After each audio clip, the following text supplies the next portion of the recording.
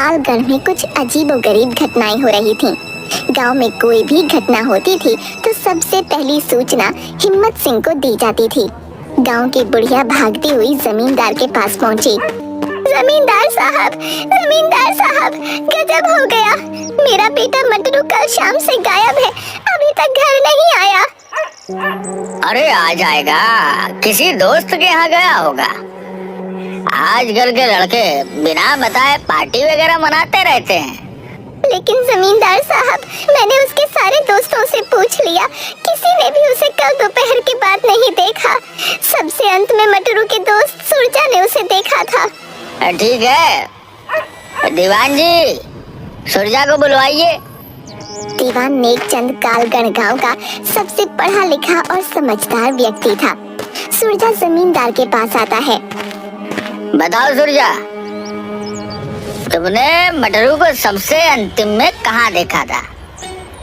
जमींदार साहब, कल मटरू मुझे शाम 5 बजे शमशान के बगल में गन्ने की खेत की ओर जाते हुए मिला था। उस तरफ तो कोई जाता नहीं। अब वहाँ जाने के लिए तो मैंने पूरे गांव को मना कर रखा है। जी जमींदार साहब, मैंने उसे याद भी दिलाया कि उधर जाना मना है, लेकिन वह बोल रहा था कि उसका कुत्ता मोती इधर ही भागता आया है और फिर वह गन्ने की खेत में चला गया। ठीक है, दोपहर में हम लोग गन्ने के खेत में जाकर मटरू की खोज करेंगे। दोपहर में गांव के सारे लोग मिलकर शमशान के बगल वाले गन्ने के खेत में मटरू को खोजते हैं, लेकिन ना तो मटरू और ना ही उसका कुत्ता मोती कहीं दिखाई देता है।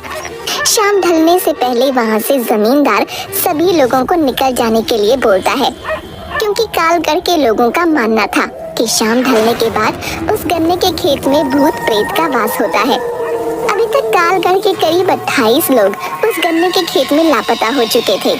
कई बार इस गन्ने के खेत को काटा भी गया, लेकिन अगली सुबह फिर उसमें गन्ने का खेत पाया जाता। भय से गांव का कोई आदमी शाम के वक्त उधर से नहीं गुजरता। अब क्या होगा मालिक, मेरा मटरू के सिवाय इस दुनिया में कोई नहीं है।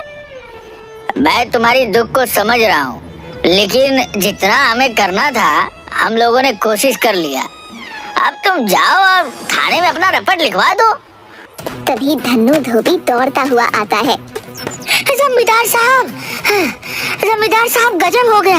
मैं नदी के किनारे कपड़ा धो रहा था, तभी शमशान के बगल वाले गन्ने की खेत से लाल धुएं का भवंडर उठते हुए देखा और उस भवंडर में गांव से लापता कई पुराने लोग और मटरू अपने कुत्ते मोती के साथ दिखाई दिया। क्या बकते हो धन्नो, हम सब अभी गन्ने के ही खेत से आ ही रहे हैं, हमें तो वहाँ कुछ ऐसा नहीं दिखा। मालिक, मैं सच बोल रहा हूँ, मैंने अपनी आंखों से अभी देखा है। वो भवंडर तेजी से चक्कर काटते हुए शमशान की तरफ चला गया और लाल धुएं से फिर वह नीले धुएं में बदल गया। तभी वहाँ इंस्पेक्टर टोने भी आ जाता है। आइए इंस्पेक्टर साहब, हम आप ही को बुलाने वाले थे। आपके गांव में घट रही घटना के बारे में तो मालूम ही होगा। जी हाँ जमींदार साहब, गांव में घट रही घटनाओं पर हमारी पैनी नजर है। हमने 2 कांस्टेबल सिंटू और पिंटू को गन्ने के खेत के पास चेक पोस्ट बनाकर तैनात रहने को कहा है।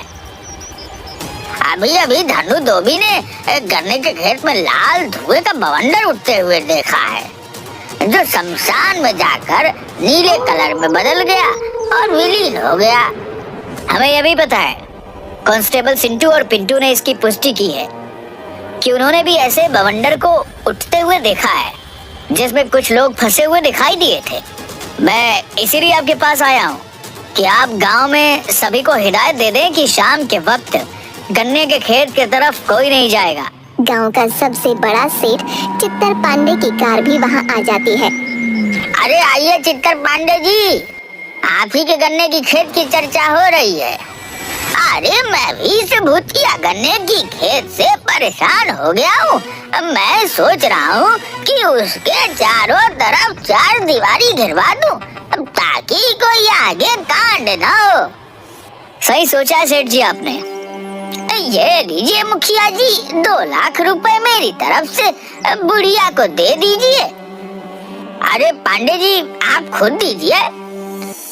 अरे आप ही दे दीजिए, मैं गुप्त दान देने में विश्वास रखता हूँ, दिखावे में नहीं। अच्छा, मैं चलता हूँ, मंत्री जी के साथ एक इम्पोर्टेंट मीटिंग है। ऐसे ही आदमी को हमारे समाज की जरूरत है। बहुत ही नेक आदमी है सेठ जी। उधर कांस्टेबल सिंटू और पिंटू चेक पोस्ट पर। भैया आप कहाँ से हो? हम तो बिहार से हैं। और आप? हम तो यूपी से हैं। जरा सुरती है तो दो यार, डर के मारे पिछवाड़ा फटा जा रहा है। बताओ, हम लोग क्या भूत पिशाच भगाने के लिए भर्ती हुए थे पुलिस में? हाँ भैया, बात तो तुम ठीक कह रहे हो।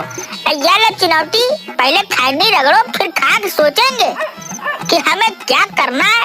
डर तो ससुरा हमें भी लग रहा है। भैया तुमने कभी भूत देखी है? हाँ भाई, हमने तो भूत देखा है। हमारे चाचा को मेरे सामने भूत ने उठाकर 3 बार उठाकर पटका था। जब हम आम के पेड़ के रखवाली के लिए मचान बनाकर उस पर सो रहे थे।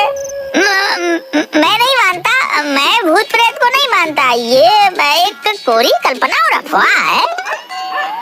ठीक है भैया, अपनी अपनी सोच है। अच्छी बात है कि तुम्हें भूत प्रेत पर विश्वास नहीं है, हमें तो है भैया।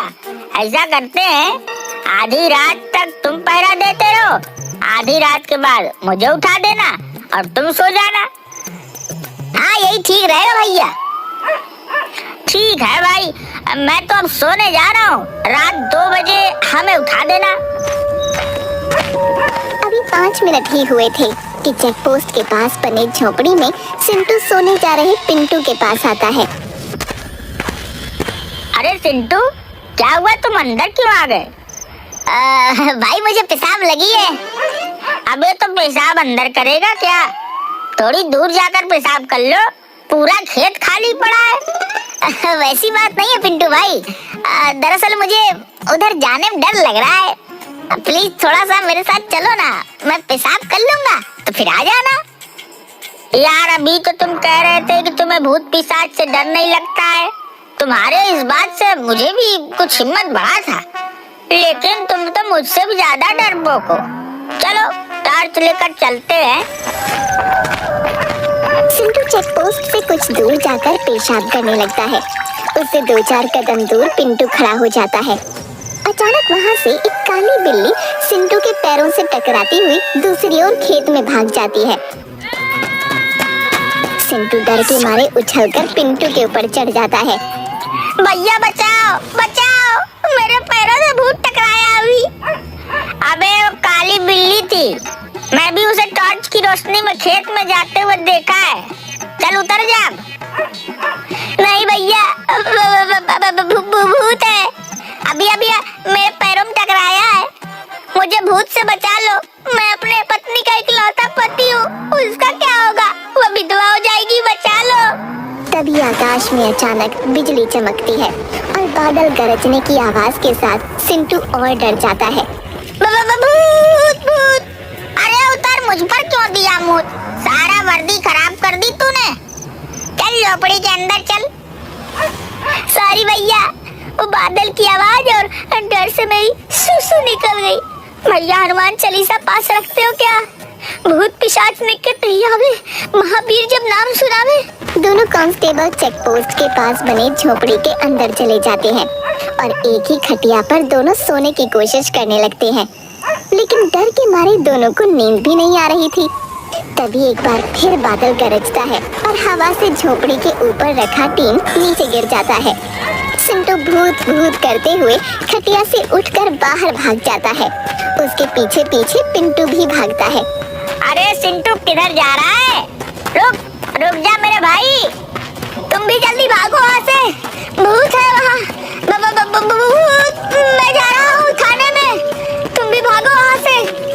पर मेरे भाई गाँव तो इधर है, उधर तो गन्ने का खेत है, उधर नहीं जाना। प्लीज लौट आओ, मेरी बात मानो, मेरी आवाज सुन रहे हो ना? लेकिन सिंटू डर के मारे पिंटू की एक बात नहीं सुनता और गन्ने के खेत की ओर भाग जाता है।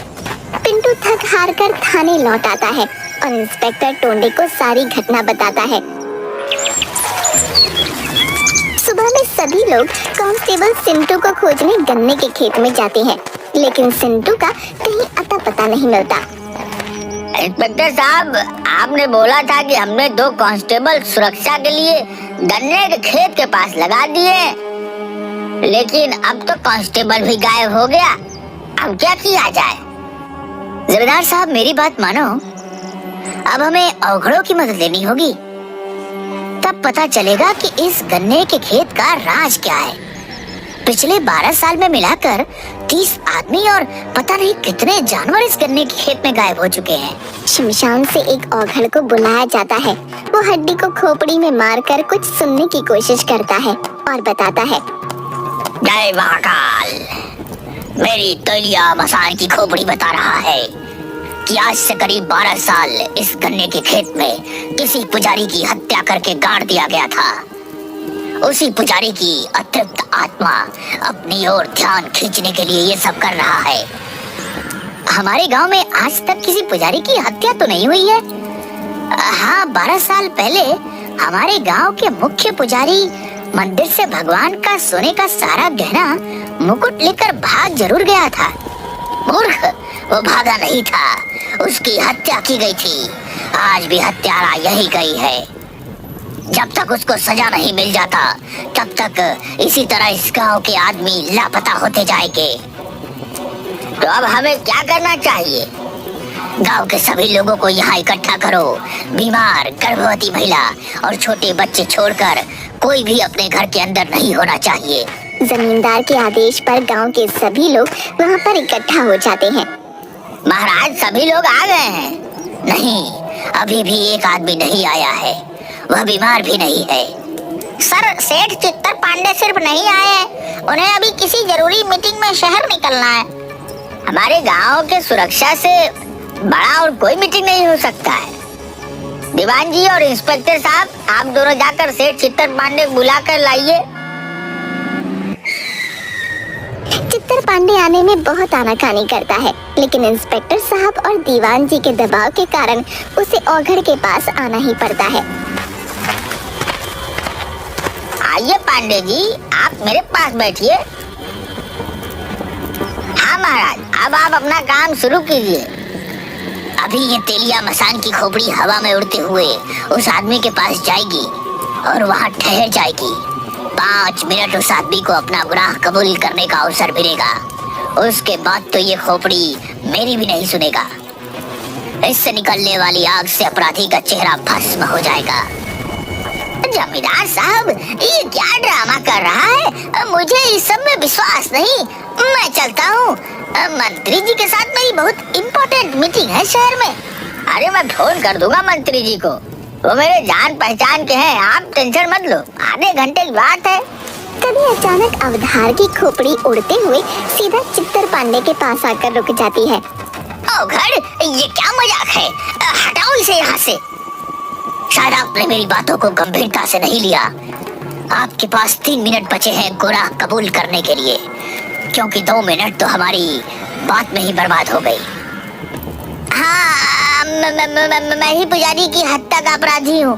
रोको इसे, मैं मरना नहीं चाहता। 12 साल पहले जब मैं मंदिर से सोने और गहने और मुकुट की चोरी करके भाग रहा था तो पुजारी ने मुझे देख लिया था और मेरे पीछे पीछे इस गन्ने के खेत में पहुँच गया जहाँ मैं गहने को मिट्टी में छुपा रहा था। मैंने उससे विनती की, लेकिन वो नहीं माना, तो मैंने उसे गला दबाकर मार दिया और वहीं उसकी कब्र खोद दी। कुछ दिन बाद उन सोने के आभूषणों को बेचकर सेठ चित्तर पांडे बन गया। इंस्पेक्टर साहब, देख क्या रहे हैं? इस दुष्ट को हिरासत में लीजिए। कांस्टेबल पिंटू टोने का इशारा मिलते ही तुरंत सेठ चित्तर पांडे को पकड़कर हथकड़ी लगा देता है। तभी गन्ने के खेत में एक बवंडर उठता है और गांव वालों के सामने अघोर की अग्नि में पंडित की श्रापित आत्मा आ जाती है। मेरी आत्मा की तृप्ति इसी पापी की मौत से संभव है, लेकिन किसी कारणवश मैं उस गन्ने के खेत से बाहर नहीं आ पाता था। मुझे माफ कर दो पंडित जी, मुझे अपने किए का पछतावा है। तेरी वजह से मैंने इन बेकसूर गांव वालों को अपनी कैद में रखा हुआ है। तेरी मौत से इनकी मुक्ति संभव है। पुजारी जी, कोई और विकल्प दीजिए। किसी की मौत से आप संतुष्ट कैसे हो सकते हैं? चुप करो तुम सब। मेरी मौत को रहस्य बताकर शानो शौकत की जिंदगी जी रहा है, लेकिन अब नहीं। उसके बाद पुजारी की आत्मा अपने तेज तर्रार नाखूनों से चित्तर पांडे का गला पकड़ उसे हवा में लटका देती है और थोड़ी देर में ही उसको मार डालती है।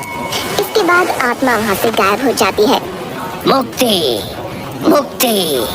और एक के बाद एक करके 30 आदमी और कई मवेशी उड़ते हुए आकर औघड़ के पास गिरते हैं और सभी सुरक्षित अपने अपने परिजनों से मिल जाते हैं।